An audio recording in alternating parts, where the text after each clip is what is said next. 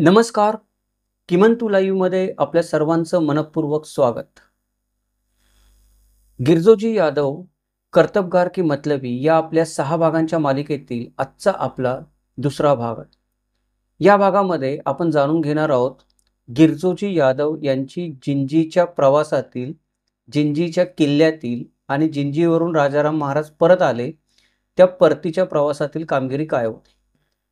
मागच्या भागामध्ये आपण पाहिलं की गिरजोजी यादव यांचं कुटुंब कुठे राहत होतं, मूळचं कुठलं होतं, कशा प्रकारे त्यांचा स्वराज्याशी संबंध आला, कशा प्रकारे ते स्वराज्याच्या चाकरीमध्ये दाखल झाले, कशा प्रकारे छत्रपती शिवाजी महाराज, छत्रपती संभाजी महाराज, छत्रपती राजाराम महाराज यांचे विश्वासपात्र ठरले, कशा प्रकारे या तीनही छत्रपतींच्या आज्ञेने त्यांनी काही असामान्य वाटाव्यात अशा कामगिऱ्या करून दाखवल्या. या भागामध्ये आपण पाहणार आहोत की राजाराम महाराज पन्हाळ्यावरून ज्यावेळेला जिंजीला निघाले त्यावेळेला जी संकटं त्यांना सहन करावी लागली, त्या संकटामध्ये गिरजोजी यादव यांनी त्यांची कशा प्रकारे साथ दिली आणि पुढच्या घटना कशा घडल्या. यादव दप्तरामध्ये ही जी कागदपत्र सापडली, यादव घराण्याचा इतिहास सांगणारे, त्याच्यामधून राजाराम महाराजांनी किती हालापेष्टा सहन केल्या आणि गोष्टी किती संकटाच्या होत्या, जिकरीच्या होत्या. त्याचबरोबर राजाराम महाराजांचा गिरजोजी यादव यांनी विश्वास कसा प्राप्त केला किंवा कसं राजाराम महाराजांच्या दरबारामध्ये गिरजोजी यादव यांचं वजन हळूहळू वाढत गेलं आणि ते काय कारणाने वाढलं, अशा त्यांनी कोणत्या कामगिऱ्या बजावल्या की जेणेकरून गिरजोजी यादव ही व्यक्ती राजाराम महाराजांच्या राजमंडळामध्ये आपण म्हणू की एक प्रकारे अनधिकृतपणे एक प्रकारे राजाराम महाराजांची विश्वासपात्र व्यक्ती झाली. या गोष्टी कशा घडल्या ते आपण जाणून घेणार आहोत आजच्या भागामध्ये. चला तर मग विषयाला सुरुवात करूयात. नमस्कार, माझं नाव किमंतू उंबळे सरकार. आपण पाहत आहात किमंतू लाईव्ह. तर जिंजीच्या प्रवासामध्ये राजाराम महाराजांच्या बरोबर ज्या वेळेला निघायची वेळ आली त्यावेळेला राजाराम महाराजांचा दृष्टिकोन असा होता की आता स्वराज्यात जास्त काळ राहणं धोक्याचं आहे, म्हणून पन्हाळ्यावरून निघून राजाराम महाराजांनी जिंजीला जाण्याचा मार्ग पकडला, रस्ता पकडला. त्यावेळेला जिंजीच्या प्रवासामध्ये राजाराम महाराजांनी अत्यंत जीवाभावाची आणि विश्वासू माणसं स्वतःच्या बरोबर घेतली होती. त्याच्यामध्ये गिरजोजी यादव देखील होता. गिरजोजी यादवकडे महाराजांनी जे काम सोपवलं होतं ते काम म्हणजे सोनं आणि जड जवाहिराच्या गाठोडी होत्या, त्या गाठोडी घेऊन येणं किंवा त्याची जबाबदारी गिरजोजी यादव बरोबर होती. तर गिरजोजी यादव यांनी ती पुढे कर्नाटकच्या प्रवासामध्ये ही सोन्या नाण्याची जड जवाहिराची गाठोडी घेऊन नेताना त्यांच्यावर काय संकटं आली त्या संकटाचं वर्णन करून ठेवलेलं आहे. त्या वर्णनामधून आपल्याला राजाराम महाराजांना पण काय संकटं झेलावी लागली असतील आणि त्यांच्या बरोबरच्या माणसांना पण काय हालापेष्टा सहन कराव्या लागल्या, त्या स्वामीनिष्ठ माणसांनी कशा प्रकारे सहन केल्या त्याचंही आपल्याला थोडंसं माहिती होते. तर यादव दप्तरामध्ये जी कागदपत्र उपलब्ध आहेत त्याच्यात गिरजोजी यादव यांनी जे वर्णन केलेलं आहे ते वर्णन आपण थोडक्यामध्ये पाहूयात. इथे एक गोष्ट लक्षात ठेवायची आपल्याला गरज आहे की मागच्या ज्या काही कामगिऱ्या रायगडाची आपण मागच्या भागामध्ये पाहिल्या की शिवछत्रपती असतील, छत्रपती संभाजी महाराज, छत्रपती राजाराम महाराज असतील, यांनी रायगडाशी संबंधित ज्या कामगिऱ्या गिरजोजी यादव याला सांगितल्या होत्या त्यावेळेला गिरजोजी यादव हा कोणीही मोठा अधिकारी मंत्रिमंडळातला किंवा सरदार, दरकदार, मनसबदार, वतनदार नव्हता. तर तो एक हुजऱ्या होता, पण विश्वासपात्र हुजऱ्या होतात. हुजऱ्या म्हणजे जे हुजूर सेवक असतात, खाजगीतले सेवक असतात, विश्वासातले सेवक असतात, जे नेहमी राजा जिथे जाईल तिथे त्याच्याबरोबर जातात. तसा प्रकारचा एक हुजऱ्या व्यक्ती होता, पण तो फार कर्तबगार व्यक्ती होता. त्याची कर्तबगारी मोठी होती, स्वामीनिष्ठा मोठी होती, विश्वासपात्रता मोठी होती, परंतु पद कुठलंही नव्हतं. आत्ताही जेव्हा राजाराम महाराज जिंजीला जायला निघाले तेव्हाही गिरजोजी यादवकडे कुठलंही पद नाही आहे मोठं. तो अजूनही हुजऱ्याचा आहे, पण महाराजांचा विश्वासपात्र जवळचा कर्तबगार हुजऱ्या हे आपण लक्षात घेतलं पाहिजे. तर त्याने जे काही वर्णन केलेलं आहे ते वर्णन आपण जिंजीच्या प्रवासाचं त्यांच्याच शब्दामध्ये वाचूयात. ते वर्णन असं आहे की आता हे वर्णन त्या जुन्या भाषेमध्ये, जुन्या मराठी भाषेमध्ये आहे 16व्या शतकातल्या. तर मी ते जुन्या भाषेमध्ये वाचतो. जर एखादी गोष्ट यातली तुम्हाला कळाली नाही तर तुम्ही मला खाली कमेंटमध्ये विचारू शकता प्रतिक्रियेमध्ये. जर एखादा शब्द कळाला नाही, एखादी गोष्ट कळली नाही तर मला खाली विचारा, प्रतिक्रिया देऊन मी त्याचं उत्तर देण्याचा प्रयत्न करेन. तर गिरजोजी यादव यांनी जे लिहिलंय ते असं आहे, या उपरी पन्हाळ्यास गनिमाचा वेढा आला, म्हणजे पन्हाळ्याला वेढा घालायला मोगल आले.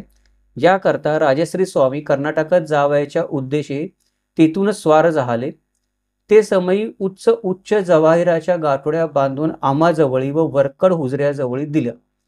म्हणजे ज्या वेळेला पन्हाळ्यावरून राजाराम महाराजांनी घोड्यावर स्वार होऊन टाच मारली पुढे जायची जिंजीला, त्यावेळेला खर्चासाठी पुढच्या जे काही त्यांना सोनं नाणं जड जवाहर त्यांच्यावर बाळगायचं होतं ते त्यांनी स्वतःजवळ न ठेवता जे त्यांचे विश्वासपात्र जवळचे हुजरे होते त्यांच्याजवळ दिले. म्हणजे गिरजोजी यादव पण मी मागाशी म्हटलं तसं अजून पण काय हुजऱ्याचा आहे, तो कुठल्याही पदावर नाहीये. त्यावेळेला राजर्षी स्वामी समागमे जात असता, म्हणजे राजर्षी स्वामींच्या बरोबर जात असता राजश्री हंबीरराव मोहिते सरलष्कर दुसरा. आपल्याला हंबीरराव मोहिते एकच माहिती आहेत. हंबीरराव मोहिते नावाच्या दुसरी पण एक सरलष्कर नावाची व्यक्ती राजाराम महाराजांच्या काळामध्ये होती. तो आपला विषय नाही, त्यामुळे आपण आता त्याच्यावर जास्त चर्चा करत नाही. फक्त ही दुसरी व्यक्ती आहे, ते पहिले हंबीरराव मोहिते नाही आहेत जे शहीद झाले किंवा शिवाजी महाराजांचे सरसेनापती होते.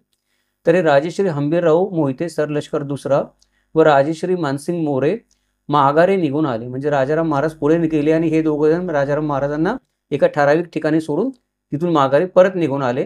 पुढे बहिर्जी घोरपडे येऊन भेटले. तिथून पुढच्या प्रवासाला राजाराम महाराजांना घेऊन जाण्यासाठी बहिर्जी घोरपडे येऊन महाराजांना भेटले. त्याच समागमे घेऊन राजश्री स्वामी मार्गीचे बहुत श्रमे करून शिवमोग्यास गेले. म्हणजे मोठ्या कष्टाने मोगलांच्या प्रदेशातून वाट काढत वेळा चुकवत बहिर्जी घोरपडे राजाराम महाराजांना घेऊन शिवमोग्यास जाऊन पोहोचले.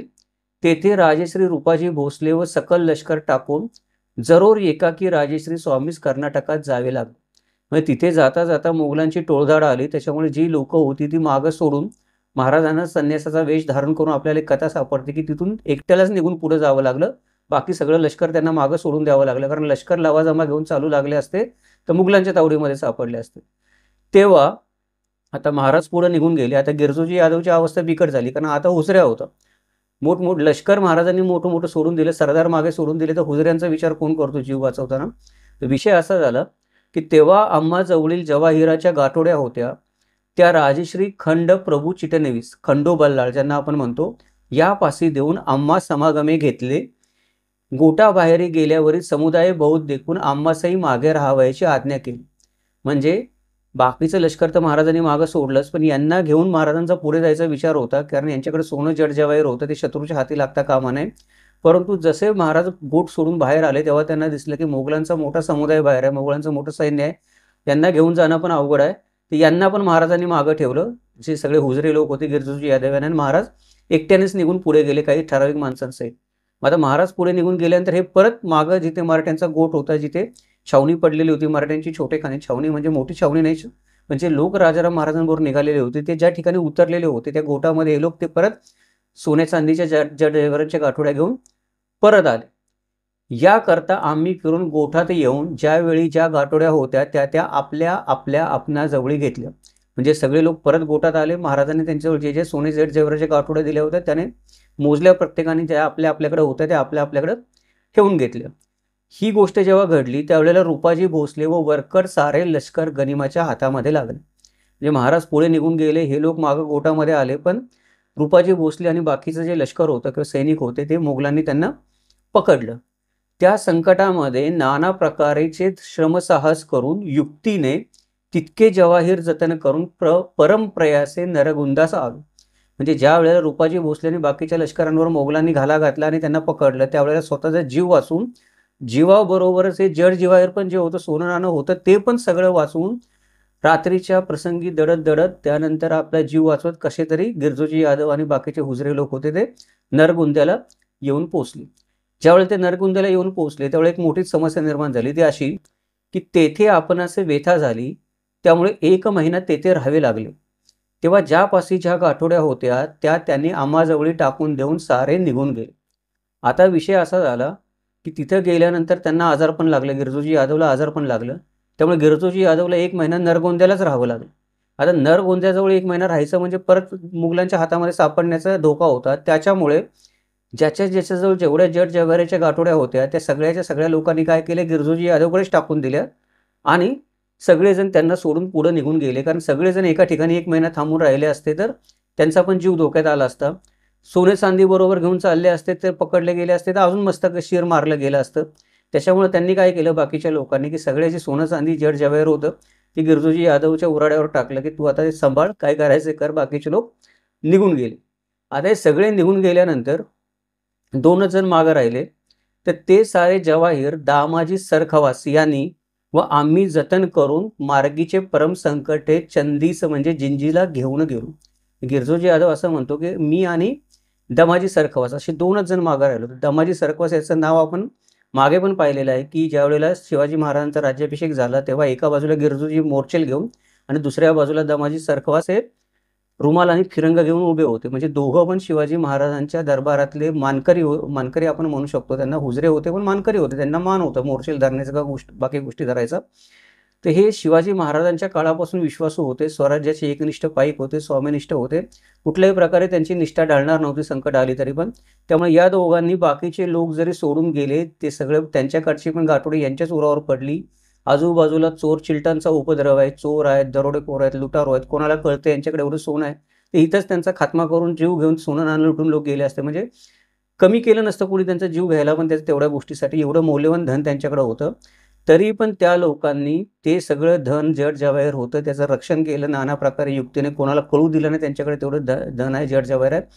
ते घेऊन वाचवून नरगोंद्यावरून हे लोक जिंजीच्या किल्ल्यामध्ये पोचले. जिंजीच्या किल्ल्यामध्ये पोचल्यानंतर राजर्षी स्वामींचे दर्शन झाले. जवाहिराच्या गाठोड्या पुढे ठेवल्या. गाठोड्यावरील सिक्के किल्ले पन्हाळ्यावरी होते ते सर्व राजाराम महाराजांस दाखवले. ते जवाहीर पाहून राजाराम महाराज परम संतोषी झाले आणि आम्हा उभय तास 5-5 चक्रे, चक्र म्हणजे एक प्रकारचं नाणं होतं. आपण त्याच्याबद्दल चर्चा केली आहे. चलनी आपला व्हिडिओ होता चलनांचा, त्याच्यामध्ये बक्षीस 5-5 सेर रुपयाची ताटे, 2-2 रुपयाच्या वाट्या व पाणी प्यावायची 1-1 रुपयाची घडी, 1-1 तरवार, 1-1 कटार, 1-1 ढाल, 5-5 नग वस्त्रे द्यावयास आली. म्हणजे हे सगळं घेऊन जेव्हा हे जिंजीला पोहोचले तेव्हा त्यांनी ती गाठोडी राजाराम महाराजांच्या समोर ठेवली. समोर ठेवल्यानंतर त्यांनी ते दाखवलं की ही गाठोडी जेव्हा पन्हाळ्यावरून घेऊन निघालो होतो आपण तेव्हा त्याच्यावर जे सील शिक्के मारले होते ते सील शिक्के तसेच आहेत. ते सील शिक्के तुटलेले नाही आहेत. म्हणजे मधल्या प्रवासामध्ये कुणीही ती मौल्यवान जड जवाहराची गाठोडी होती ती उघडून देखील पाहिलेली नाही. तर ती काही चोरीला पण गेली नाही, चोरांपासून वाचवली. का कोणाला मोह पण नाही झाला की त्यातली 2 रत्न काढून स्वतःच्या खिशामध्ये ठेवावे. जसेच त्याच्यावर सील केल्याचे शिक्के मारले ते शिक्के तसेच आहेत. सर्व धन तुम्ही जे आमच्या स्वाधीन केलं होतं तसं तुमच्या आज्ञेने वाचून आम्ही तुमच्यासमोर घेऊन आलोय. राजाराम महाराजांनी जेव्हा ते सही शिक्के बघितले तेव्हा त्यांना परत एकदा या गिरजोजी यादव या व्यक्तीच्या प्रामाणिकपणाची ग्वाही पटली आणि त्यांना पुढे जे काही बक्षीस वर्णन केले ते सगळं बक्षीस दिलं. खरं तर ते बक्षीस म्हणजे ते जड जवाहीर ते घेऊन आले होते त्याच्यासमोर ते बक्षीस नगण्यच आहे. करोडोंचा जड जवाहीर हे लोक स्वतःचा जीव वाचून घेऊन आले किंवा लुटारू मुघल बाकीच्या लोकांपासून वाचून घेऊन आले. ते करोडोंचं जड जवाहीर घेऊन जर ते फरारी झाले असते किंवा मोगलांना मिळाले असते तर कोण त्यांना अडवणार होतं. श्रीमंत झाले असते, आयुष्यभराची 5-10 पिढींची तदाद मिटली असते, स्वराज्याचं सगळं धन मधल्यामध्ये त्यांनी ढापलं असतं. पण त्यांची तशी बुद्धी पण झाली नाही आणि त्याच्या बदल्यामध्ये महाराजांनी जे बक्षीस दिलं ते तसं फार असलं तरी ते जे घेऊन आले होते संपत्ती त्याच्या मानाने नगण्यच होतं. त्यांनी जी कामगिरी केली त्याच्या पुढे ते बक्षीस काहीच नव्हतं. पण ते बक्षीस काय आहे, महाराजांनी दिलेली शाबासकी आहे. ते बक्षीस किती दिलं हे महत्त्वाचं नाही, महाराजांनी शाबासकी दिली, महाराजांच्या नजरेमध्ये आपलं स्थान उंचावलं, आपण महाराजांच्या जवळ आलो, ही गोष्ट महत्त्वाची. आता पुढे काय झालं की या प्रकारामुळं गिरजोजी यादव नावाची व्यक्ती राजाराम महाराजांच्या कायमच्या नजरेमध्ये बसली. एक तर मागे रायगडाला जाऊन ते सोनं जडजवाहीर घेऊन आले होते वेड्यामध्ये. आता पण त्यांनी काय केलं की परत हे सगळं मौल्यवान घेऊन आले, माघारी धनधान्य होतं ते.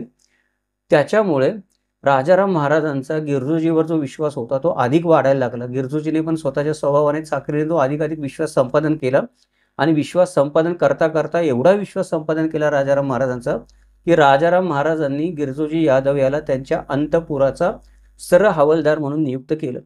सर हवालदार म्हणजे आपण मागे एक व्हिडिओ बनवला होता, महालदार म्हणजे काय, तर मुघलांच्या दरबारामध्ये जे मुघलांचा जनानखाना असते त्याच्यावरचा जो मुख्य अधिकारी असतो त्याला महालदार म्हणतात. तसंच मराठ्यांचा जो काही आपण म्हणतो की राणीवाशा असे ते राणीवाशाचा जो मुख्य अधिकारी त्याला सर हवालदार म्हणत असत. आणि अंतपुराच्या सर हवालदार या नात्याने महाराजांना होणाऱ्या पुत्र जन्माची किंवा कन्या रत्नाची वार्ता प्रथम सांगण्याचा मान या सर हवालदाराला असतो. म्हणजे गिरजोजीला तो मान मिळाला. त्याप्रमाणे 1692 मध्ये म्हणजे जानेवारी 1692 मध्ये राणी राजसबाई जी होती तर राणी राजसबाईंना कन्या रत्नाची प्राप्ती झाली. ही वार्ता गिरजोजीने महाराजांना सांगितल्यानंतर महाराजांच्या दरबारात असणारे बाजी कदम आणि खंडोजी दाभाडे यांच्या विनंतीवरून गिरजोजीला कराड प्रांताची जी कराड परगण्यामधल्या उमरज या गावातली तालुका तारगाव या दोन्ही तर्फाची जी देशमुखी होती ती देशमुखी वतन राजाराम महाराजांनी बहाल केलं. कारण आपण मागच्या भागामध्ये बघतो की एखादी शुभ वार्ता जेव्हा एखादा हुजऱ्या किंवा सैनिक किंवा निरोप्या घेऊन येतो त्यावेळेला त्याला महाराज काही ना काही बक्षीस देत असतात. तर इथे बक्षीस महाराजांनी काय दिलेलं आहे, तालुका उमरज तालुका तारगाव कराड परगण्यामधल्या या दोन्ही तर्फांच्या देशमुखीचं वतन दिलेलं आहे. हे थोडं लक्षात ठेवा कारण पुढे आपल्याला उपयोगी पडणार आहे. त्याच्यानंतर पुढे राणी ताराबाई यांच्या पोटी शिवाजी राजांचा जन्म झाला. 9 जून 1696 रोजी ही घटना घडली.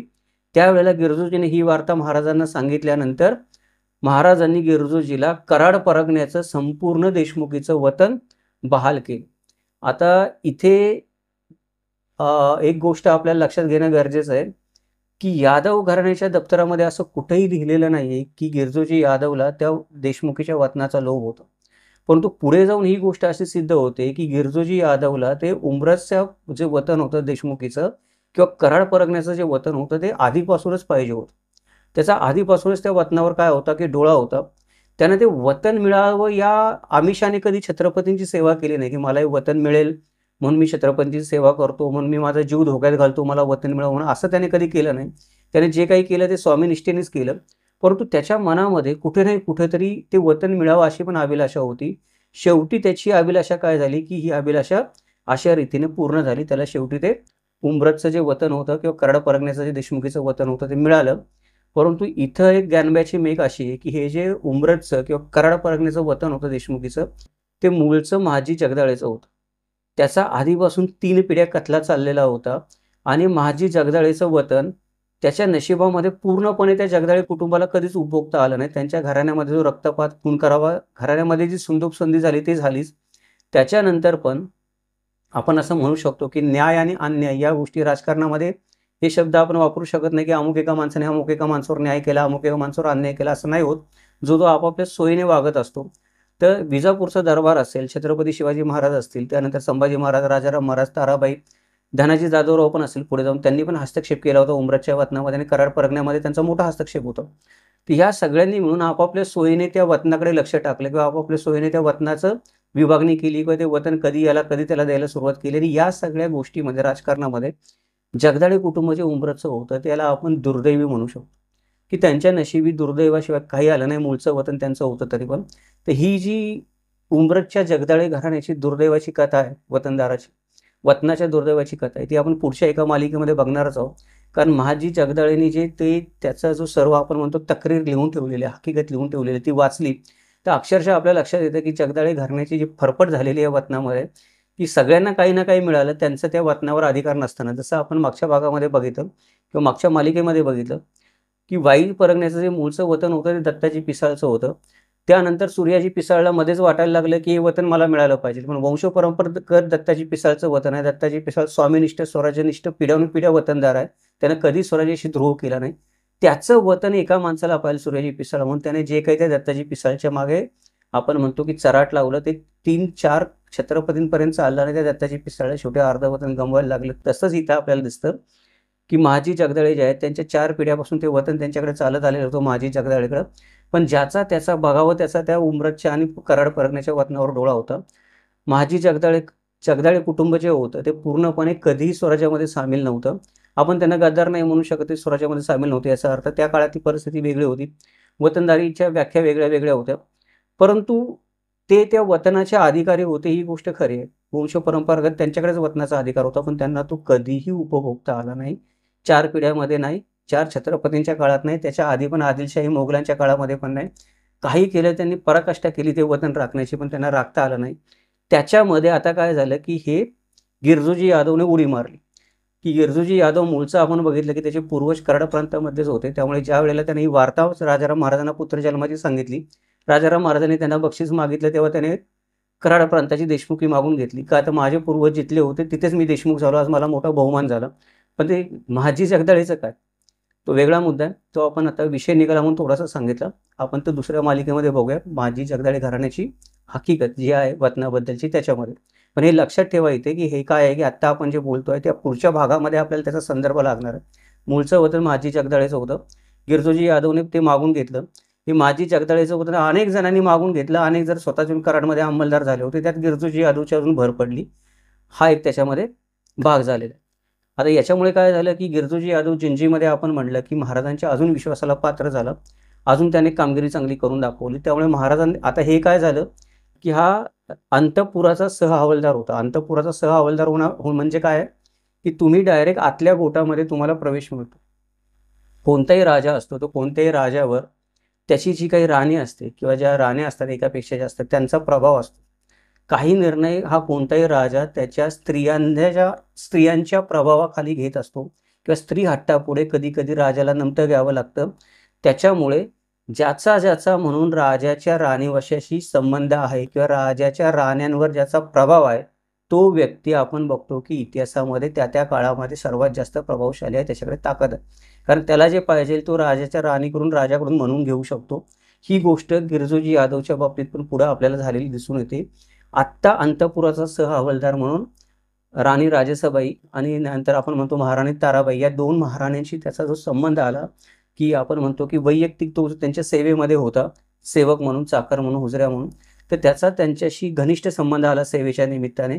तो या दोन्ही राण्यांचा विश्वासपात्र झाला आणि या दोन्ही राण्यांनी नंतर त्याच्यासाठी पक्षपातीपणाचे निर्णय घ्यायला भाग पाडलं किंवा घेतले पण. हे पुढचं जे आपण म्हणतो राजकारण घडलं त्याची सुरुवात जी आहे ती सुरुवात आपल्याला इथून झालेली दिसते. जिंजीच्या किल्ल्यामध्ये हा या दोन्ही राण्यांच्या विश्वासपात्र असा व्यक्ती झालेला आपल्याला दिसून येतो. अजून 2 कामगिरी त्याने पुढे बजावली. पहिली कामगिरी काय होती की जिंजीचा जो किल्ला होता त्याला जुल्फिकार खानाने वेढा घातला होता आणि हा वेढा त्याने औरंगजेबाच्या आज्ञेने 1690 मध्ये घातला होता. पण काही कारणाने, बरीच कारणं आहेत त्याला, ती वेगळी ऐतिहासिक कारणं आहे, त्याच्यामध्ये जायचं काही कारण नाही. 1697 पर्यंत तो वेढा होता, तो वेढा रेंगाळला, असा रेंगाळत चालला होता. पण शेवटी 7 वर्षानंतर औरंगजेबाने जुल्फिकार खानाला चांगला दम दिला आणि किल्ला घेण्याची त्याच्यामागे निकड लावली की आता जर किल्ला घेतला नाही तर तुमच्यावर काहीतरी कारवाई करावी लागेल, नाही तर तुम्हाला हटवायला लागेल तिथून. तर त्यामुळे आता जुल्फिकार खानाला किल्ला घेणं भाग होतं. परंतु मधल्या 7 वर्षामध्ये जुल्फिकार खान आणि राजाराम महाराज यांचं पण एकमेकांशी चांगलं सूत जमलेलं होतं. त्यामुळे किल्ला जिंकायचा जर प्रसंग आलाच तर जुल्फिकार खानाने राजाराम महाराजांना निघून जायला वाट द्यावी असं या दोघांमध्ये ठरलेलं होतं, असं काही इतिहासकार म्हणतात. माहीत नाही ठरलेलं होतं का नव्हतं, महाराज स्वतःहूनच निष्ठून गेले त्याला न सांगता का त्याच्याशी मिळून निष्ठून गेले हे आपण स्पष्टपणे सांगू शकत नाही. काही कागदपत्र आढळतात, बरेच लोक दावा करतात की आम्ही महाराजांना बाहेर काढलं म्हणून. कोणी काढलं आपण नीटपणे सांगू शकत नाही. पण एक गोष्ट मात्र खरी आहे की जुल्फिकार खानाशी बोलणी करण्यासाठी किंवा शिष्टाई करण्यासाठी महाराजांनी एक शिष्टमंडळ पाठवलेलं होतं. ते शिष्टमंडळ सन 1697च्या सप्टेंबर-ऑक्टोबर महिन्यामध्ये महाराजांनी खानाशी शांततेच्या वाटाघाटी करण्यासाठी पाठवलेलं होतं. या वाटाघाटी करण्यासाठी महाराजांनी शिष्टमंडळ स्वतःचा जो अनावरस पुत्र होता त्याला कर्ण आपण म्हणतो, वय वर्ष 7, याच्या नेतृत्वाखाली पाठवलेलं होतं. आणि या नेतृत्वाखाली जे शिष्टमंडळ गेलं होतं त्याच्यामध्ये 3 लोक होते. एक म्हणजे शंकराजी पंडित सुमंत, गिरजोजी यादव, बाबाजी प्रभू. आता जुल्फिकार खानासारख्या कसलेला सेनापती आणि औरंगजेबाच्या दरबारामधला मानाचा पहिल्या रांगेतला मानकरी म्हणतो आपण, त्याच्याशी चर्चा करायला जर गिरजोजी यादवला महाराज पाठवत असेल स्वतःच्या पुत्राबरोबर, तर गिरजोजी यादवचं राजाराम महाराजांच्या दरबारामध्ये वजन किती वाढलं होतं आपल्याला लक्षात येऊ शकतं की आता गिरजोजी यादव हुजऱ्या राहिलेला नव्हता. म्हणजे आपण जे बघतो ना की जिंजीला येताना, पन्हाळ्यावरून जिंजीच्या प्रवासामध्ये येईपर्यंत तो हुजऱ्याच होता. पण मधल्या 7 वर्षामध्ये त्याने एवढी राजाराम महाराजांची मर्जी प्राप्त करून घेतली, एवढी 2 ज्या राण्या होत्या राजाराम महाराजांच्या त्यांच्या मनामध्ये त्याने एवढी स्वतःची छाप पाडली की आता तो हुजऱ्या न होता आपण म्हणू शकतो की दरबारी झालेला आहे. हुजऱ्या पदावरून त्याची बढती झालेली, दरबारी आपण त्याला म्हणतो की मंत्रीगण ज्या असतात त्याच्यामध्ये त्याची त्या प्रकारची कामं तो हळूहळू शिष्टाईची करायला लागलेला आहे. तर हे जे शिष्टमंडळ त्याने पाठवलेलं होतं राजाराम महाराजांनी, त्या शिष्टमंडळाने तिथे जाऊन काय केलं आणि काय घटना घडल्या ते गिरजोजी यादवने स्वतःच लिहून ठेवलेलं आहे. ते काय म्हणतो गिरजोजी यादव ते आपण बघूयात. गिरजोजी यादव ही घटना वर्णन करताना सांगतो की या उपरी जुल्फिकार खान गणित चंदीचं परीघ घालावयास आलं. परीघ म्हणजे वेढा घालावयास आला. तेव्हा राजेश्री राजा कर्ण भोसले याच जुल्फिकार खानाकडे पाठवून सख्य करावे लागले. म्हणजे जुल्फिकार खानाशी जुळून घ्यावं लागलं, त्याच्याशी मैत्री करावी लागली. त्या समागमे आम्हास राजेश्री शंकरजी पंडित सुमंत व राजेश्री बाबाजी प्रभू यास देऊन जुल्फिकार खानाचे भेटीस पाठवले. आपण राजेश्री राजा कर्ण भोसले यास घेऊन जुल्फिकार खानाची भेटी करून तेथील नाना प्रकारचे विषम संधी होत्या त्या तितक्या सांभाळून राजकारणास अंतर पडू न देता पुन्हा राजेश्री राजा कर्ण यास सांभाळून घेऊन आलो. म्हणजे जुल्फिकार खानाशी बोलायचं होतं तेव्हा सगळ्याच गोष्टी काय जुल्फिकार खान आणि राजाराम महाराजांचं एकमत नव्हतं, त्याच्यावर बऱ्याच गोष्टी होत्या, त्याच्यामध्ये मतभेद होते. आणि ते जर मतभेद वाढले असते तर राजाराम महाराजांचं बाहेर पडणं मुश्किल झालं असतं. म्हणून गिरजोजी यादव असं म्हणतो की जुल्फिकार खानाबरोबर ज्या विषम गोष्टी होत्या, ज्या मतभेद होत्या, त्या गोड बोलून सलोख्याने सांभाळून घेऊन ते न वाढवता ज्या कामासाठी तिथं पाठवलेलं होतं ते काम करून राजपुत्र कर्ण जे होते त्यांना घेऊन परत मी जिंजीच्या ठिकाणी आलो, किल्ल्यावर आलो. त्यावेळेला ते प्रसंगी राजर्षी स्वामी बहुत संतोषी झाले. आम्हा आणि शंकराजी पंतास बक्षीस चक्रे 1,00,000 व आम्हास बक्षीस चक्रे 50,000 व बाबाजी प्रभूयास 25,000 दिले. म्हणजे आता आपल्याला दिसतं की ज्या कारणासाठी राजपुत्र कर्ण आणि हे शिष्टमंडळ महाराजांनी पाठवलं होतं ते कारण यशस्वी झालेलं आहे. ते शिष्टमंडळ काहीतरी आपण म्हणतो की शुभवार्ता घेऊन परत आलेलं आहे जुल्फिकार खानाकडून, म्हणून राजाराम महाराजांनी यांना ही कामगिरी पार पाडल्याबद्दल बक्षीस दिलं. पण इथे आपल्याला दिसतं की शंकराजी पंत सुमंत जे आहेत त्यांना जास्त बक्षीस दिलं, कारण ते मोठ्या पदावर आहेत. गिरजोजी यादव हा शंकराजी पंत सुमंताच्या खालच्या पदावर, परंतु बाबाजी प्रभू यांच्या वरच्या पदावर चढलेला आपल्याला दिसून येतो शिष्टमंडळामध्ये. जे काही आपण म्हणतो की सभासद असतात दरबारामध्ये, आता तो हुजऱ्या राहिलेला नाही गिरजोजी यादव, तो सभासद झालेला आहे जिंजीच्या दरबारामध्ये. ही एक घटना घडली. ती घटना घडल्यानंतर आता किल्ला सोडायची वेळ आली, कारण बादशाहने निकट लावले होते जुल्फिकार खानाच्या मागे की तुम्ही किल्ला जिंकलाच पाहिजे, म्हणून जुल्फिकार खान हल्ला करणार ही गोष्ट काळ्या दगडावरची रेघ होती. त्याच्यामुळे जुल्फिकार खानाने वेढा घालून परत किल्ला जेर करायच्या आधीच राजाराम महाराज आणि जुल्फिकार खान यांच्यामध्ये 8 नोव्हेंबर 1697 रोजी संदेशांची देवाणघेवाण झाली. आणि ती देवाणघेवाण होऊन मोगलांनी हल्ला करायच्या आधी महाराजांनी आणि त्यांच्या राण्यांनी किल्ला सोडून गुप्तपणे निघून जावं असं ठरलं. अशा प्रकारे अशा जो प्रसंग आला आणीबाणीचा, त्या प्रसंगी अंतपुराचा सर हवालदार असणाऱ्या गिरजोजीने मोठी मोलाची कामगिरी बजावली. आता काय करायचं की राजाराम महाराजांना आणि त्यांच्या कुटुंब कबिल्यांना म्हणजे सर्व राण्यांना सुखरूप बाहेर पडायचं आहे तिथून. आता राण्यांना बाहेर घेऊन जायचं तर अंतपुराचा सर हवालदार कोण आहे, म्हणजे जबाबदार अधिकारी कोण आहे, ते गिरजोजी यादव. गिरजोजी यादवची इथे जबाबदारी मोठी आहे की महाराजांबरोबरच सर्व राण्यांना त्यांना सुरक्षितपणे बाहेर काढायचं. त्याने ते कसं बाहेर काढलं ते आपण त्याच्याच शब्दामध्ये बघूयात. गिरजोजी यादव असं म्हणतो की मोगली छावणीमध्ये कोणी बिराडकर नावाचा वाणी होता. त्या इस्माला हाताशी धरून त्याला 4,000 होऊन देऊन गिरजोजीने महाराजांना किल्ल्याबाहेर पडतील अशी तजवीज केली. महाराज या वेढ्यातून बाहेर पडून उत्तरेस सुखरूपपणे निघून गेले आणि मराठ्यांच्या ताब्यात असलेल्या वेल्लोरच्या किल्ल्यात 26 डिसेंबर 1697 रोजी जाऊन पोहोचले. आता इथे हे जे वर्णन सापडतं की कोणी म्हणतं की 4,000 गिरजोजी म्हणतो की मी 4,000 होऊन दिले बिराडकर नावाच्या वाण्याला, कोणी जुल्फिकार खानाच्या सैन्यामध्ये होता त्याला, आणि महाराजांना सुखरूप बाहेर काढलं. अजून कोणी म्हणतं की मी माझं वतन दिलं, अजून कोणी म्हणतं की मी माझा शब्द दिला, अजून कोणी म्हणतं की मी जुल्फिकार खानाची जबाबदारी घेतली आणि महाराजांना बाहेर काढलं. तर अनेक लोक आहेत ते राजाराम महाराजांना किल्ल्यातून बाहेर काढायचं श्रेय घेताना दिसतात. त्यात गिरजोजी यादवची पण भर पडलेली आहे. खरं कोण खोटं कोण इतिहासाला माहिती आहे. आपण आत्ता ही गोष्ट सबळ पुराव्याच्या आधारे सिद्ध करू शकत नाही, पण आपण असं म्हणू शकतो की गिरजोजी यादव सहित अनेक लोकांचं योगदान असलं पाहिजे राजाराम महाराजांना किल्ल्यामधून बाहेर काढण्यासाठी. आता विषय असा झाला की राजाराम महाराज तर किल्ल्यातून बाहेर निघून गेले, पण राजाराम महाराजांचा कुटुंब कमीला मागच राहिला. आता त्याचं काय करायचं? आता विषय कुटुंब कमीला मागं का ठेवला महाराजांनी ते पण समजून घेतलं पाहिजे. तर विषय असा झाला होता की राजाराम महाराज जिंजीच्या बाहेर पडतात जुल्फिकार खानाने जोशाने किल्ल्यावर हल्ला चढवला. महाराजांच्या बरोबर त्यांचा कबिला बाहेर पडला नव्हता. सुरक्षिततेच्या दृष्टीने ही खबरदारी घेतणे महत्त्वाचं होतं, कारण जर राजाराम महाराजांच्या बरोबर त्यांचा कुटुंब कबिला सर्व राण्या राजपुत्र दासदासी बाहेर पडले असते तर राजाराम महाराजांची गती जी होती जी वेल्लोरच्या किल्ल्याकडे जाण्याची ती मंदावली असती. राजाराम महाराज मधल्या काळामध्ये म्हणजे जुल्फिकार खानाने जरी वाट दिली किल्ल्यातून बाहेर निघायला, वेढ्यातून बाहेर निघाला, तरी जिंजीचा किल्ला सोडल्यानंतर जुल्फिकार खानाच्या वेढ्यातून बाहेर निघाल्यानंतर वेल्लोरच्या किल्ल्यापर्यंत पोहोचेपर्यंत दुसऱ्या कुठल्या मुघल अंमलदाराने राजाराम महाराजांना पकडलं तर त्याचं बालन काय जुल्फिकार खानावर येणार नव्हतं. जुल्फिकार खान काय म्हणणार होता, तुमचं आणि माझं ठरलं, मी तुम्हाला वेढ्यातून बाहेर जाऊ दिलं, त्यांनी पकडलं तर माझा काही दोष नाही. त्याच्यामुळे राजाराम महाराजांना वेढ्यातून बाहेर पडल्यानंतर वेगाने वेल्लोरच्या किल्ल्यापर्यंत पोहोचायचं होतं. तर ह्या सगळ्या लोकांना घेऊन राजाराम महाराज बाहेर पडतात, ते वेगाने जाऊ नाही शकणार. म्हणून सुरक्षिततेच्या कारणास्तव राजाराम महाराजांना काय करावं लागलं असेल, दैवाच्या भरोशावर किंवा जुल्फिकार खानाच्या शब्दावर भरोसा ठेवून या कुटुंब कबिल्याला मागं ठेवणं राजाराम महाराजांना भाग होतं. आता हा जो कुटुंब कबिला मागं राहिला होता, या सर्व राण्या मागं राहिल्या होत्या राजाराम महाराजांच्या, त्यांना बाहेर काढण्याची जबाबदारी परत गिरजोजीच्या खांद्यावर आली, कारण तो अंतपुराचा सर हवालदार होता, तो मागं राहिला होता राण्यांबरोबर.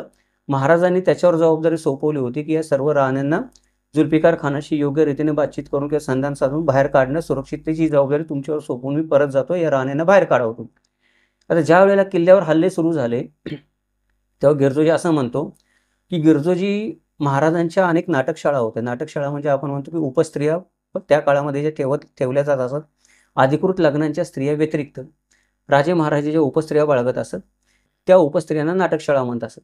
तर राजाराम महाराजांच्या जिंजीला अशा अनेक नाटकशाळा होत्या. त्यातल्याच एक दासीपासून त्यांना राजपुत्र कर्ण हा अनौरस पुत्र झाला होता, आपल्याला माहिती आहे. त्या अशा ज्या अनेक स्त्रिया होत्या, उपस्त्रिया, नाटकशाळा होत्या. त्यांना गिरजोजीने काय केलं, महाराज निघून गेल्यानंतर गिरजोजीने त्यांना जिंजीमध्ये त्यांच्या आईबापाच्या घरी पोचवून दिली. त्या जिंजीमधल्याच होत्या, त्या काही बाहेरून आलेल्या नव्हत्या कुठल्या. त्यांना सुखरूपपणे त्यांच्या आईबापाच्या हवाली केलं. तुमच्या मुली तुमच्या घरी आणून सोडल्या, आता तुमचं तुम्ही बघा. आता राहिल्या 2 मुख्य अधिकृत महाराणी, ज्या अधिकृत लग्नाच्या विधिवत राण्या आहेत राजाराम महाराजांच्या. एक म्हणजे ताराबाई आणि दुसरी म्हणजे राजसबाई. त्याच्यामध्ये या ज्या राण्या होत्या त्याच्यामध्ये सोयराबाई ही कन्या होती राजसबाईंना, शिवाजीराजे पुत्र होते ताराबाईंना. तर ह्यांना म्हणजे राण्या आणि राजकुमार जे पुढच्या राज्याचे जे वारस आहेत त्यांना आता बाहेर कसं काढायचं, ती जबाबदारी गिरजोजीवर होती. तर गिरजोजीने काय केलं की त्यांना पहिल्यांदा स्वतःच्या घरी आणले. जिथं गिरजोजीचं स्वतःचं घर होतं तिथे घेऊन आला. तेवढ्यामध्ये काय झालं की मुघलांच्या सैन्याने जिंजीच्या किल्ल्याची तटबंदी तोडून आत प्रवेश केला. त्या प्रवेशाचं वर्णन करताना मुघलांचं सैन्य आतमध्ये आल्यावर काय काय झालं त्याचं वर्णन गिरजोजीने लिहून ठेवलंय. गिरजोजी काय म्हणतो ते आपण थोडक्यामध्ये बघूयात. गिरजोजी असं म्हणतो की एकाएकी जुल्फकार खानाने येऊन चंदीस वेढा घातला. संकट बहुत झाले तेव्हा राजर्षी स्वामी येलुरास जरूर गेले. राजाराम महाराज पुढे निघून गेले. मागे जुल्फकार खान याने सुलतान ढवा करून चंदी घेतली आणि संपूर्ण लोकांचे कबिले धरले. म्हणजे जुल्फिकार खानाने काय केलं, हल्ला केला जिंजीवर आणि सर्व पुरुष लोक तर राजाराम महाराजांबरोबर निघून गेले होते. त्यांचा कुटुंब कबिला मागे राहिला होता. ते सर्व कुटुंब कबिले काय केले, याने जुल्फिकार खानाने पकडले. गनिमाने मार्गाचा अवरोध केला असता त्या संकट प्रसंगामध्ये आम्ही आपल्या जीवाची व कबिलाची आशा सोडून किंवा साहस कर्म करून मातोश्री ताराबाई साहेब व राजश्री शिवाजीराजे व मातोश्री राजेशबाई साहेब यांचे उदरी राजश्री संभाजीराजे यांचा संभव होऊन 6 महिने झाले होते. ती व त्यांची कन्या सोयराबाई व उभयता मातोश्री सेविंची बायको असली पाहिजे, याकरता लखुमू कारभारीन समागमे घेऊन मार्गीचा स्वतः पाये उतारा करून परिश्रम कमी करून येलुरास राजर्षी स्वामी समीक्ष घेऊन आलो. म्हणजे अशा वेळेला जेव्हा जुल्फिकार खान आतमध्ये पोहोचला जंजीच्या किल्ल्यामध्ये, त्यावेळेला गिरजोजी यादवने स्वतःच्या जीवाची आणि स्वतःच्या कुटुंब कबिल्याची म्हणजे स्वतःच्या बायका मुलांची आशा सोडून दिली आणि ठरवलं की जीवावर उदार होऊन की या लोकांना बाहेर घेऊन जायचंच येणकेनी प्रकारे काही करून. त्याच्यामध्ये कोण कोण होतं, तर ताराबाई होत्या, ताराबाईंच्या बरोबर शिवाजीराजे होते, राजेशबाई होत्या, त्यांच्या कन्या सोयराबाई होत्या आणि त्याच वेळेला राजेशबाई 6 महिन्याच्या गरोदर होत्या. त्यांच्या पोटामध्ये भावी राजपुत्र संभाजीराजे होते. म्हणजे केवढी मोठी जबाबदारी होती बघा. ह्या सगळ्यांना घेऊन परत ह्या 2 राणे आहेत, त्यांच्या सेवेसाठी कोणतरी पाहिजे. येता जाता आपण एवढा प्रवास करणार म्हणून एक त्याने कारभारीण घेतली लखमू नावाची आणि त्यांना घेऊन म्हणजे पायी चालतच त्याने जिंजीपासून वेलोरचा रस्ता कापायला सुरुवात केली, शत्रूपासून लपत-छपत, आणि मोठे श्रम करून त्यांना वेलोरला घेऊन आला. त्याने स्वतःचा कुटुंब कबिला मागं सोडला, स्वतःची बायका मुलं मागं सोडली, जे काय असेल नसेल जीवाची आशा सोडून दिली. कारण जर आता यांच्याबरोबर सापडला तर राजाराम महाराजांचा कुटुंब कबिला घेऊन पळून चाललाय, राजाराम महाराजांकडे म्हणल्यावर सापडला तर याला पण धरून देणार. जीवाची आशाच ठेवायचं काही कारण नाही. तरी पण त्यानं तो धोका पत्करला आणि त्याला जी काही माहिती होती जिंजीच्या किल्ल्याची किंवा त्याचे जे काही लोक होते जुल्फिकार खानाच्या सैन्यामध्ये भेद करून त्याने ठेवलेले संबंध जोडून, त्यांच्या मदतीने तो कसा निसटला त्याने सांगितलं नाही, पण तो जिंजीच्या किल्ल्यामधून निसटला आणि पायी चालत वेल्लोरच्या किल्ल्यामध्ये येऊन पोचला. त्याच्यानंतर ही राजर्षी स्वामींच्या भेटीस तो गेला, त्यावेळेला घेऊन आला. त्यावेळेला उभय त्याने लिहिलं की काय झालं, वेल्लोरच्या किल्ल्यामध्ये गेल्यावर काय झालं. उभयता मातोश्री आईसाहेब व राजश्री शिवाजीराजे व सोयराबाई व राजश्री स्वामींच्या भेटी समय राजश्री स्वामी व संपूर्ण सरकारपून व हुजुरे परम संतुष्ट होऊन बोलले की या संकटातून राजकुमारास घेऊन आले, हे काही सामान्य कर्म केले नाही. राजकुमार म्हणजे राज्याचे जीवन, ते यांनी आपल्या जीवाची होली करून संरक्षण आणले, येणे गुणे राज्याचं दुनिया आयुष्य चढले. म्हणजे ज्या वेळेला तो वेल्लोरला पोहोचला त्यावेळेला राजाराम महाराजांना अत्यंत आनंद झाला. राजाराम महाराजांबरोबर इतर पण जे सरकारपून होते, मंत्री होते, त्यांना पण अत्यंत आनंद झाला आणि परमसंतोष झाला. कारण त्यांनी पण आशा सोडून दिली होती की आता हे लोक जर मागं राहिले आणि यांना जुल्फिकार खानाने पकडलं तर काय होईल, परमेश्वरच्या हवाली आहे. जुल्फिकार खान कदाचित खंडणी घेऊन सोडून पण देईल किंवा औरंगजेबाचा त्याला हुकूम आला पाठवा, तर या लोकांना पण परत येसूबाईच्या बरोबर जाऊन बसावं लागलं असेल, तिथे औरंगजेबाच्या कैदेमध्ये जाऊन पडावं लागलं असतं येसूबाईंच्या बरोबर या पण लोकांना. हे सगळे जर राजकुमार पण जाऊन येसूबाईंच्या बरोबर तिथे बसले असते शाहू महाराजांसोबत औरंगजेबाच्या कैदेमध्ये, तर महाराष्ट्राचं राज्यच आटपलं असतं पुढचं, कारण वारसच कोणी राहिलं नसतं अधिकृत. त्याच्यामुळं ह्या संकटातून तुम्ही घेऊन आला त्यांना सगळ्यांना, तर ते काही साधं कार्य केलं नाही, साधं काम केलं नाही. राजकुमार म्हणजे राज्याचं जीवन आहे, ते राजकुमारच वारस आहेत राज्याचे. त्यांना तुम्ही घेऊन आला, स्वतःच्या जीवावर तुम्ही विस्तव ठेवला, होळी केली स्वतःच्या जीवाची आणि त्यांचं संरक्षण करून घेऊन आला. त्याच्यामुळं या राज्याला दुप्पट आयुष्य मिळालेलं आहे. दुप्पट आयुष्य मिळालेलं आहे म्हणजे राजाराम महाराज स्वतः छत्रपती आहेत, त्यांचं आयुष्य आणि हे राजकुमार त्यांचं आयुष्य पुढे जे राज्य करतील, असं दुप्पट आयुष्य राज्याला मिळालेलं आहे. राज्याचं दोन्ही आयुष्य चढले.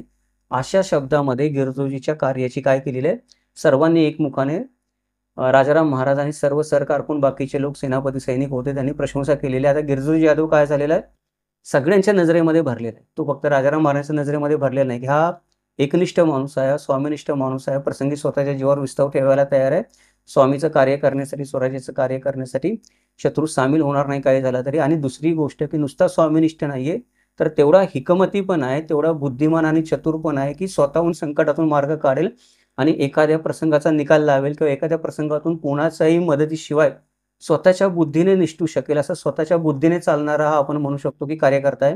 हे सगळ्यांच्या लक्षात आले गिरजोजी यादवबद्दल, त्याची क्षमता सगळ्यांच्या लक्षात आली. आता गिरजोजी यादव जो आहे तो खऱ्या अर्थाने आपण म्हणूयात की त्याच्या प्रगतीला सुरुवात झालेली आहे, कारण फक्त राजाराम महाराज नाही तर सर्वांनीच त्याचं जे महत्त्व आहे ते मान्य केलेलं आहे गिरजोजी यादव नावाच्या व्यक्तीचं.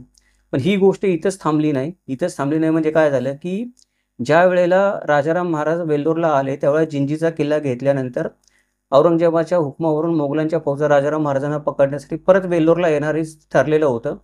त्याच्यामुळं वेल्लोरला ह्या फौजा येऊन पोहोचायच्या आधीच राजाराम महाराजांनी महाराष्ट्रात जायचं ठरवलं. त्यावेळेला धनाजीराव जाधव जे होते ते महाराजांना घेण्यासाठी त्यांची फौज घेऊन महाराष्ट्रातून आले होते की राजाराम महाराजांना सुरक्षित घेऊन जाण्यासाठी. धनाजीराव जाधव बरोबर असेल तर काळजी करायचं काही कारणच नाही, कोणी पकडू शकणार नाही. परंतु धनाजीराव जाधवांबरोबर जायचं म्हणजे परत वेगाने प्रवास करावा लागणार घोडदळाबरोबर. ती दगदग राणी वशाला सोसवणार नाही. राजेशबाई आहेत, त्या तर गरोदर आहेत. ताराबाई आणि त्यांच्यावर शिवाजी राजे, त्यांचं पण वय लहान आहे, त्यामुळे त्यांना पण परत वेल्लोरच्या किल्ल्यामध्ये मागं ठेवावं लागलं राजाराम महाराजांना सुरक्षिततेच्या कारणासाठी. आणि तो कुटुंब कबिला मागं ठेवून सुखरूपपणे कळेल त्या रीतीने महाराष्ट्रात आणण्याची कामगिरी परत राजाराम महाराजांनी गिरजोजीलाच सांगितली. म्हणजे आता गिरजोजीवर महाराजांचा एवढा विश्वास बसला होता की गिरजोजीला महाराजांनी काही सूचना दिल्या नाहीत, तुम्हाला जे योग्य वाटेल ते करा आणि हा आमचा कुटुंब कबिला तुम्ही महाराष्ट्रामध्ये घेऊन या, असं महाराजांनी कळेल त्या रीतीने, म्हणजे तुम्हाला योग्य वाटेल त्या रीतीने कुठल्याही मार्गाने कुटुंब कबिला महाराष्ट्रात पोहोचवण्याची जबाबदारी तुमच्यावर ठेवली आहे. आम्ही पुढे स्वराज्य कार्यासाठी निघून चाललो आहोत. महाराज निघून गेले. आता ही परत जोखीम गिरजोजीच्या अंगावर आली, कारण जर राणी वशाला दगा होतोय, परत एखादी राणी मुघलांच्या ताब्यामध्ये सापडते, राजकुमार मुघलांच्या ताब्यामध्ये सापडतोय, कोणाचं मध्ये मोगलाच्या फौजेने समजा कोणाला पकडलं आणि कोणाची हत्या केली, तर ते पातक परत गिरजोजीलाच लागणार, मोठी जबाबदारी झाली ती. त्याच्यामुळे गिरजोजीवर ही परत जोखमीची कामगिरी आली. ती पण त्याने परत सावधानतेनं परिश्रम करून स्वतःचं डोकं चालवून पार पाडली आणि महाराजांचा कबिला जो होता तो कर्नाटकामधून सुखरूपपणे त्याने महाराष्ट्रामध्ये घेऊन येण्यामध्ये यशस्वी झाला. अशा रीतीने जिंजीचा जो प्रवास होता, जिंजीला जाताना गिरजोजी यादव जो होता तो हुजऱ्या होता, परत येताना तो एक दरबारी मानकरी होऊन परत आला. त्याच्या स्वतःच्या कर्तबगारीवर, स्वतःच्या कर्मावर, स्वतःच्या निष्ठेवर, स्वतःच्या बुद्धिमत्तेवर, स्वतःच्या हुशारीवर त्याने या गोष्टी केल्या. आणि ह्या गोष्टी त्याने कुठलंही वतन मिळावं म्हणून किंवा वतन मिळालं म्हणून देशमुखीचं कुठलं म्हणून त्याने केल्या नाहीत. त्याने त्याचं कर्तव्य म्हणूनच केलं. आणि ज्या काही गोष्टी त्याने केल्या, ज्या काही कामगिऱ्या त्याने बजावल्या, त्या कामगिऱ्या बघितल्या तर कोणी असं म्हणू शकणार नाही की गिरजोजी यादव नावाची व्यक्ती कर्तबगार नव्हती. माझा गिरजोजी यादवला लोक गद्दार किंवा मतलबी का म्हणतात, पुढच्या भागामध्ये बघू. असं नेमकं काय घडलं किंवा असं त्याने नेमकं काय केलं, त्याच्या हातून असं काय घडलं की त्याच्यावर हा मतलबीपणाचा किंवा गद्दारीचा शिक्का बसायला किंवा शंका घ्यायला लोकांना जागा झाली. नेहमीप्रमाणे हा व्हिडिओ तुम्हाला कसा वाटला ते आवर्जून कळवा. जर आवडला असेल तर लाईक करा, शेअर करा. या व्हिडिओच्या निमित्ताने आपण प्रथमच किमंतू लाईव्ह चॅनलला भेट देत असाल तर आपल्याला विनंती आहे की चॅनलला सबस्क्राईब करा, नोटिफिकेशन बटन ऑन ठेवा, जेणेकरून अशा प्रकारचे अनेक माहितीपूर्ण व्हिडिओ आपल्याला पाहता येतील. हे जे आपण संशोधनपूर्ण व्हिडिओ बनवत असतो त्यांना नेहमीच प्रायोजकत्वाची गरज लागत असते. जर आपल्याला किमंतू लाईव्ह चॅनलला कोणत्याही प्रकारे सहकार्य करता येणे शक्य असेल, कोणत्याही माध्यमातून, गुगल पेच्या माध्यमातून, चॅनलची मेंबरशिप घेऊन किंवा सुपर थँक्सच्या माध्यमातून आपण सहकार्य करू शकाल, तर अशा प्रकारचे अजून चांगले माहितीपूर्ण व्हिडिओ आपल्याला बनवायला मदत होईल. इतिहासाचं, समाजाचं, धर्माचं आणि विज्ञानाचंही असं चिकित्सक विश्लेषण, वस्तुनिष्ठ मूल्यमापन आणि तर्कशुद्ध विवेचन ऐकण्यासाठी पाहत राहा किमंतू लाईव्ह. भेटूयात उद्या एका नवीन व्हिडिओ सोबत. जय महाराष्ट्र, जगदंब.